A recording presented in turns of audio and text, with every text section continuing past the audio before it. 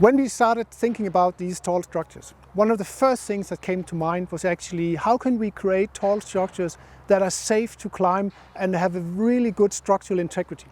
So we started with the architecture itself. We started designing that yes, we could have a very high hexagonal main structure, but how could we actually make support constellations that ensured that the structure itself was very stable and safe to use. And we actually managed to do so with these great giants from Compan that we see here in the background. So we created a tower that had 3 different decks. That is a tower to that side. And then we have designed a tower that is a little bit smaller. It had 2 decks, and then it's a tower to this side. For both of the towers, we provided new designed plastic tube slides and stainless steel tube slides.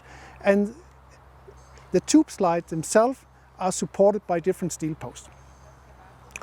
Further, we also made some of the accesses and egresses part of the stability of the product. So if you see the main galvanized climbing structure that give access to the lower tower, it's actually part of the stability of the structure itself. So that was one of the main things you can see from the outside. Then we had a lot of focus on the wind challenge. When you grow high, you get a lot of load in the height from the wind. So we actually designed the tower with open steel mesh constructions. So these steel mesh constructions of course allows the wind to pass, but they also add a lot to the stability of structure themselves.